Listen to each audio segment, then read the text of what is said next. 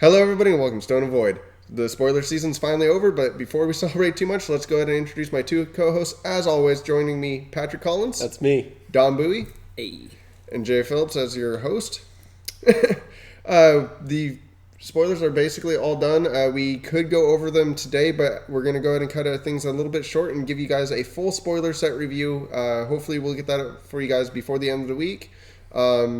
Outside of that, there's not really much else to really go over other than we finally get to see some more pack art probably and a poster, I think, for the A4, or who knows what this actual art is for. It's the Battle for Adirachtica? Adirachtia? Yeah, it's like the name of the continent, that the seven kings reside in. So yeah. But I mean, we saw some new art. I don't think we saw any pack art, but yeah, I'm not sure what it was all for. All I remember is seeing giant bunnies. So giant bunnies. We did see some giant bunnies. Don't know why we saw giant bunnies. To terrify old Buffy fans. Wasn't it interesting? Weren't we supposed to go back to the Grimm cluster kind of? That's what we're doing in the next cluster. The however, this is wrapping up will kind of somehow wrap that up.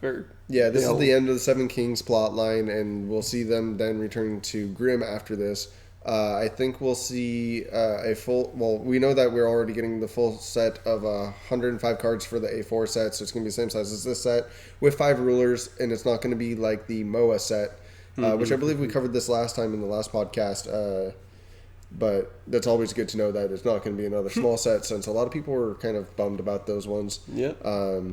It doesn't really sell well. No. No one really wants MOA packs. Well, there's also not really anything tremendously valuable in MOA. I mean, they did put the promo full art stones in there and a few other cool things. However, almost nobody opened it for that reason or cared.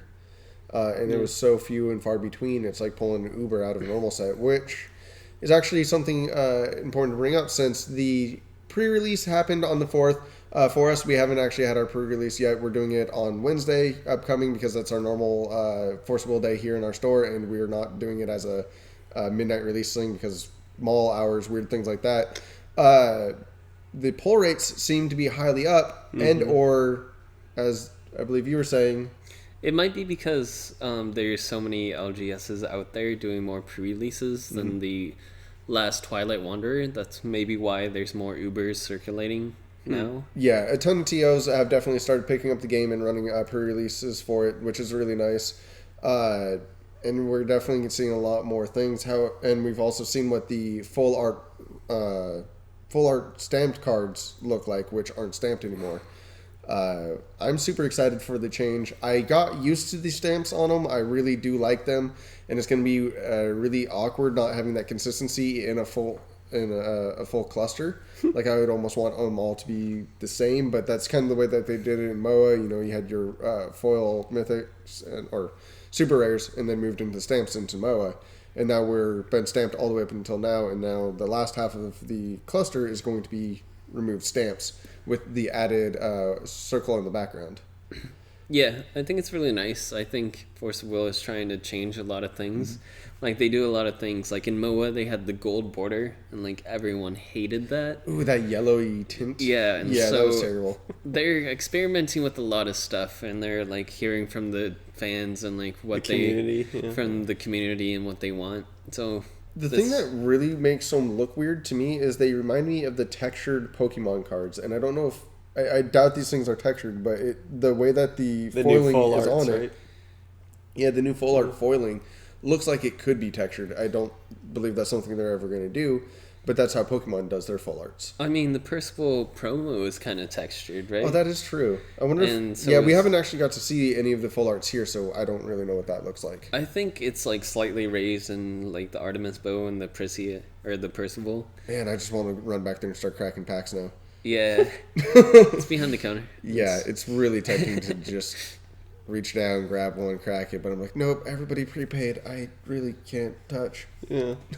But yeah, I mean, a lot of people seem to be much more excited about, that stamp being gone because it was so intrusive to the art, and sometimes even the name, I'm not correct, but maybe not. I don't know. But yeah, it usually got in the way of the art for most things. Yeah. I think the new full art is super sleek. It's minimalistic, kind of. It's still it shows the art more better. I think more better. And then I think all the text is gold now. I haven't seen that yet. I saw the Alice and it had white text. If it has the gold text, I'm not a fan of the yellowing on it. The last time that I saw yellowing text on a card was the one that can't be chased to. That's red black. The Flames of the Outer Flames World. of the Outer World has, for odd reasons, has a lot of the text in yellow, and I really bugs me when I see it next to the other card arts. And it's the only one that I know of that's yellow, or at least the only one I play with that has yellow text on it. And that's something I really don't, even if it's like gold, that's not a word, but Golder. if it's like the stamp color like gold, maybe that's not bad. Yeah. I'm just complaining about the yellow that I saw, but meh. Yeah, I don't know. I think they look real nice, real pretty. I want all of them. I'll probably Yeah, open definitely. more than you guys. I'm only getting 3 boxes this time, so I'm not doing as hardcore as I was last time. I'm just getting the tote and the playmat and being happy. The last few sets I've been getting 4 boxes on release and then getting more afterwards. And yeah, I'm just sticking to a solid 3 this time. Yeah. Not going to be over purchasing this. Yeah, I'm not overkilling it. Although it's still young, I might end up buying more boxes. Who knows? Yeah, there's no reflect and refrain in this set for you. Yeah. I There's mean, that. the Ubers are really pretty. Yeah, I would love to get a Uber of Kaguya. That's something that I'm really excited for, is playing with Kaguya a lot. I know everybody's super excited about Tree for some weird reason, and a lot of people really want Primogenitor. I think Kaguya is who I'm most excited for, and apparently the least excited for everybody is Shion. We were all pretty hyped. For I Shion. like Shion. I think I really Shion's love good. Shion. Shion's really nice. I do get why people think that she's one of the less exciting out of the group, as she really doesn't impact the game any more than you just would rather probably run Reflect and Refrain. Yeah. To actually cycle in and out each turn, as opposed to needing a Regalia to actually tuck things.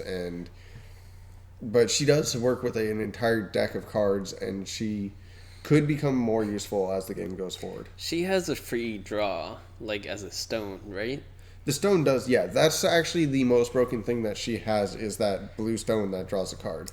And then on top of that, her potential to cycle through your deck is faster than R&R, only if you have the Regalia, though. Right, which was what I'm getting to. You have to go down in cards to get this effect that R&R basically gives you already.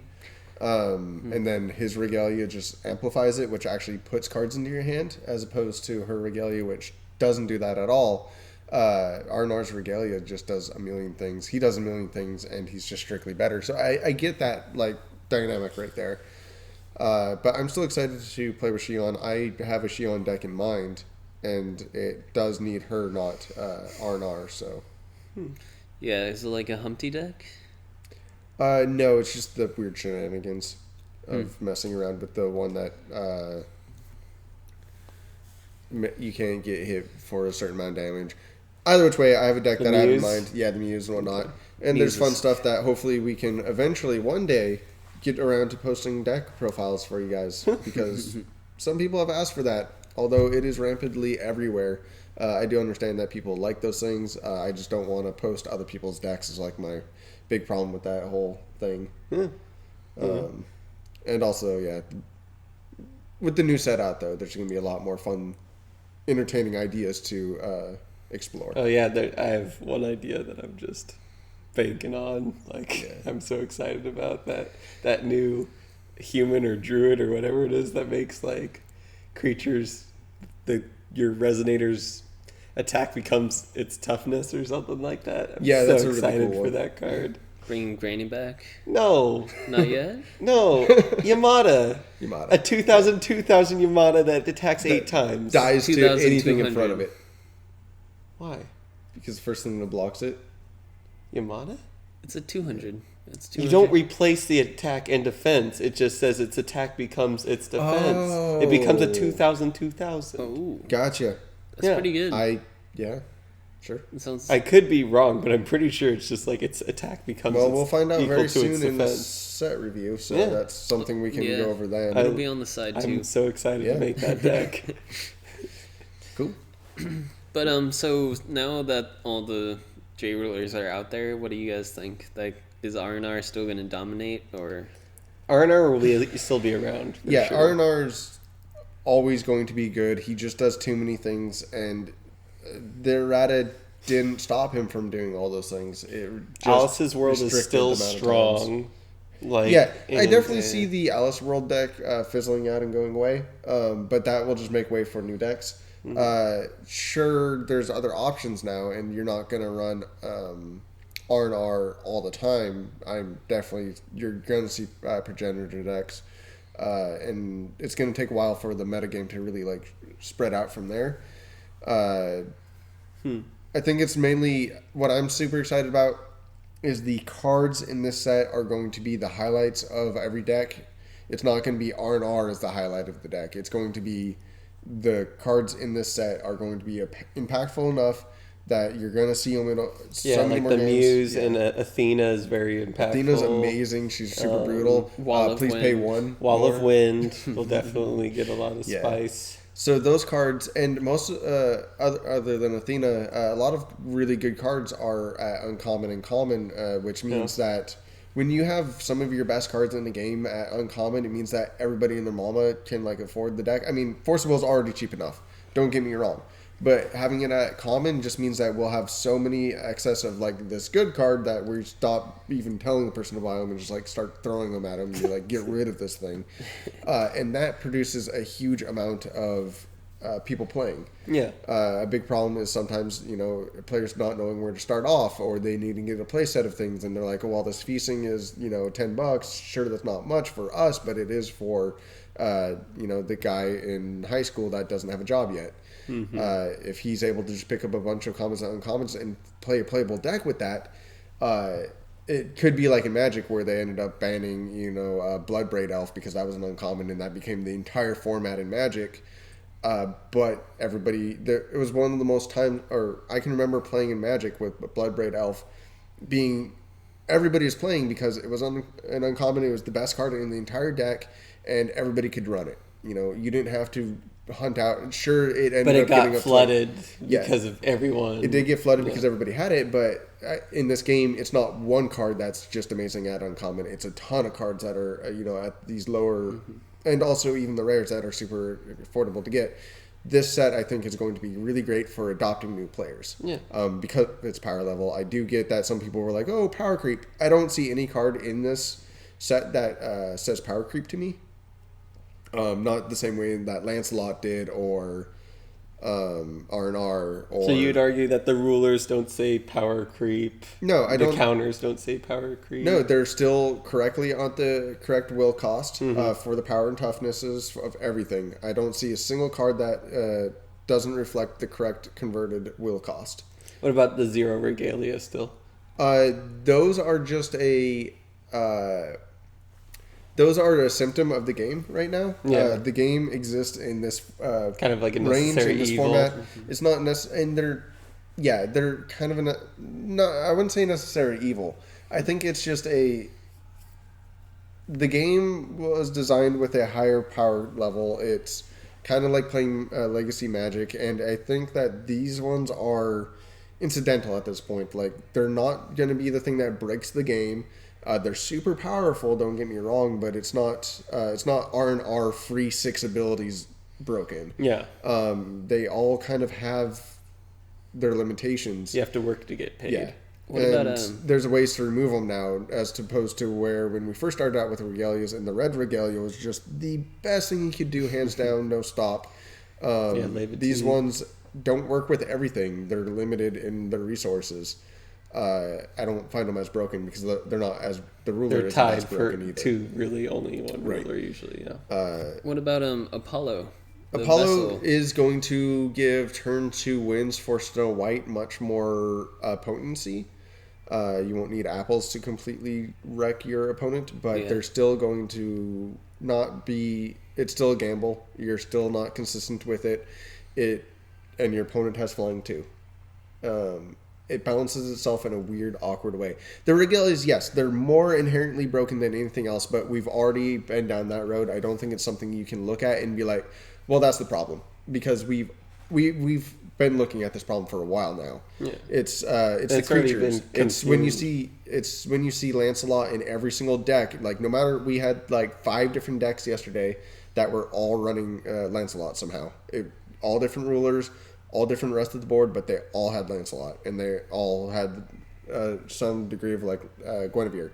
Those cards are the much more problematic cards that I believe the game needs to stay away from them. You know, making things that are correct power and toughness on curve, and when they have an ability, you lower their power and toughness to correctly fit inside the curve.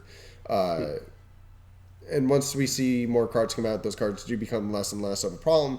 I think Adam Brawley is a perfect answer, perfect solution to Lancelot's. It balances out the game a lot better, but it did take us a while to get there.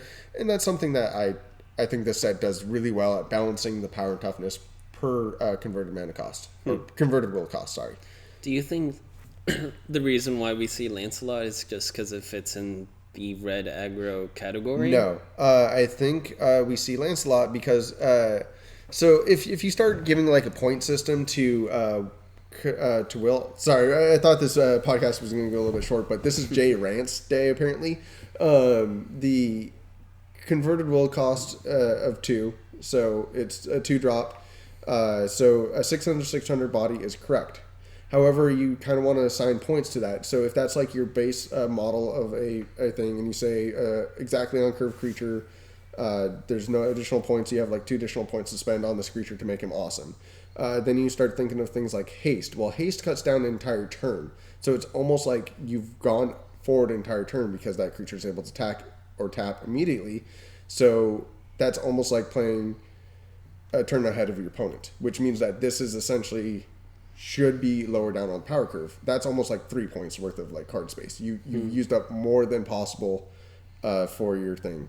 Knocking it down by 100 would be completely acceptable, and then it would be like you could additionally add a point to that card to make it better, which haste would be applicable.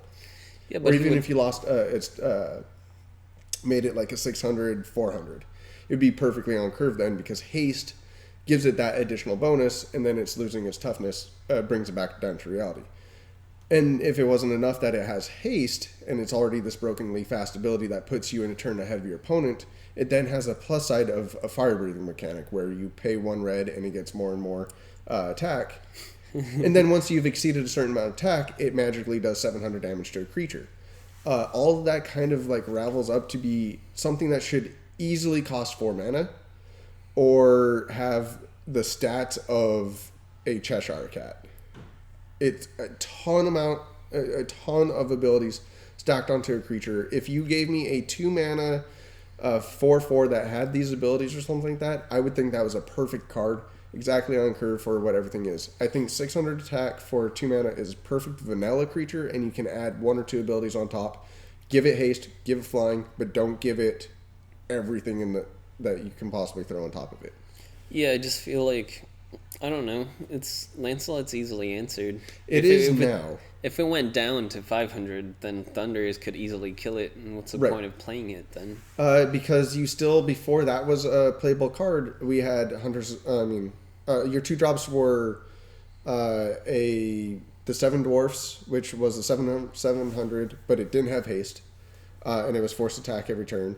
You had a ton of 1 drops that were 500 attack, 100 defense, didn't have haste. You had a ton of these janky red creatures that were still brutal enough, still aggressive enough to win you games. And if you gave it haste, it went from 100 attack down to 300 attack, 200 defense, Hunter and Black Forest type of thing. So they had a really good balancing mechanic back then. Lancelot is really far above the curve for what he does. If he didn't have haste, his ability would be moot, and he would be completely fine. But that's what I love about like Force of Will, because he is this great card. He's a 600/600 with haste that has all these abilities that you can do, and it makes it interesting. If you have these vanilla creatures that like don't have haste, I'm not saying make vanilla creatures. I'm saying don't give them everything. If he cost 3 mana, he'd be perfectly reasonable. There's an obvious tier of power. Yeah, and like there's cards that deviate on up and down a little bit on that curve, and it's nice because that creates a balanced, interesting game. And then all of a sudden you have Lancelot, like just spikes out of nowhere Lancelot. And that's a problem in a game when you have to warp a format around him, when there's cards that are built to answer him. The game becomes Lancelot. And I don't think people actually complain about this as much as they should. Back when it first came out, I heard a lot of debate about Lancelot's and why it's bad. But this is still a problem in the game. Yes, there's things to answer it, but the format is still Lancelot dot Force of Will a lot of times. And that's really a problem, is getting too far above the curve. And there's a few cards in the game that do that. Very, very few, which I'm grateful for. You just don't want to get carried away with it. I mean, what about cards that cheat the curve, like Rukeg, Cthulhu combo? Like, that cheats the curve a lot. It cheats the curve, but it doesn't... it's... So, that card... Rukeg is an amazing card. Brokenly good. I mean, not broken, but incredibly good. Because it replaces itself. Cthulhu... If you read Cthulhu just on its own without a Rukeg, pretend it's any other card, it reads, please sacrifice a creature. A red creature. And like then you get to put them in play. Like, you're going down in resources to play this card. Sure, it's 3 will to cast him, but he is easily a 2-drop. Like, he's a bad 2-drop and a broken 1-drop. He's a 3-drop. But because he sacrifices a creature, you have to go down in your tempo and in your game to get him out. It's completely fine. You're losing a card on the field to do so. So you're going down 1 to get him. I think Lancelot is... It creates a challenge. Like, what would you think Lancelot would be better if he... Would be balanced if it was just a 6/6 with haste? Or with flying or something? Well, without the other abilities? No, I don't think the other abilities are the problem. I think haste is a big problem with it, and I think it's one or the other. There's the fact that both of them are on it at the same time, and they're so good. Maybe if it had the fire breathing ability, but didn't bolt for 700 out of nowhere. It's just a high level card compared to everything else you can do on 2. It's the best thing you can do, and there's not another best thing you can do. There is now. Which is, you can totally put in Adam Brawley's, or you can force spike them, which is the Wall of Wind, guys. Sorry about that. Or the counter spells and stuff. Like, there's strong enough things to do it. But before this, counter spells were so bad before this new set because they're how fast the metagame was. That's a way to judge. Too. Yeah. Like, it was one thing or the other. It was either a resonator or non-resonator. But now we have 2 counter spells that can counter both. So we can finally interact with aggressive decks with a control style strategy. I don't think it's going to make a permanent control style strategy, but they're giving us the tools to shape the game the way that we want to, as opposed to having an oppressive card that takes over the metagame. Okay, so you're saying that it's balanced now, but in the previous... I think it's going to help getting closer to balance, because we're shutting off the power of a Lancelot, things like that. There's a few key cards that I wish didn't exist, not because they're breaking the game or anything like that. You're right. They're not to the point of like, oh my god, I don't want to play this game because this card's broken. It's not necessarily broken. It's just a high power curve. That's what I consider a card that... And this is where this whole conversation started off from. That's a card that is above the curve. That's pushing the power curve. That's making cards stronger. There's not been a card since Lancelot that has pushed the power curve, besides Arnar. So would you say that since there are answers to Lancelot now as an alternative to it was power creep. We power creeped up to Lancelot status. And would you say that is a good thing or a bad thing? I think it's a dangerous thing.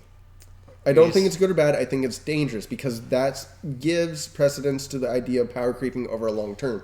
And not to offend anybody out there, but a mass majority of Magic players, Force of Will players, Yu-Gi-Oh players, and especially even Pokemon players all have this warped dimension of power creep. They use it whenever they see a card that they think is broken, which is all these terms leave like people to have this illusion of what they think is or is not power creep and what is or is not broken, when they don't actually ever sit down and pinpoint plot out what exactly each card is on the on the curve from a design point. This is something I've sat down and actually have done and tried to actually write out an article for a couple times, because I've looked through every single 1-drop, every single 2-drop, every single 3-drop, and measured the power all the way through and basically ranked all the abilities for that power level. And people overly say that this, like, people for this set are saying this is a huge power creep for Force of Will. And I honestly don't see a card that is over the power of a Lancelot style, like power creep for the time that Lancelot came out. I believe you. But I do like the power in general. Like, I don't No, and mind there's this nothing power wrong creep to right the now, power. currently. Yeah. So But- all these cards being able to counter Lancelot and being equivalent to Lancelot is amazing to me, because it makes such a fresh game and it feels powerful playing these powerful cards and having answers to other powerful cards. So you are arguing that because of Lancelot, we're getting these really cool cards. Am I correct? Or There is a power creep. Yeah. I But- don't think that Lancelot is broken, because there are good cards out there that counter him. Yes, no, but you do recognize when he came out, which was the end of Grimlock. We got him before the LS1 set even came out. we all make mistakes, Jay. And I know it's really just the bad timing of the set in general, and also we got 0-drop Regalia at that point in time. Like, the game jumped from being like, it just power level jumped tremendously.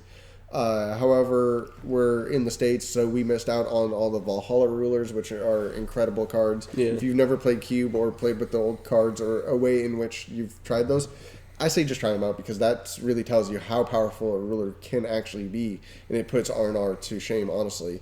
And there's a bunch of things from that era that were way more powerful than what we're using now. So the game in general doesn't have a power creep right now. It has a power readjustment. But that's neither near nor there. Is there anything else you guys want to cover for tonight besides J rants?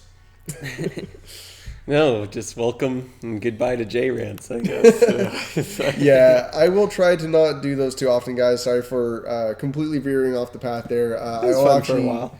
Yeah. Join us back next week for another podcast. Hopefully we'll have a little bit more for you guys than just me ranting. Sorry. Until then, thank you guys for watching. As always, Patrick Collins, See you later. Don Bowie, Hey. and Jay Phillips, guys. Have a good one.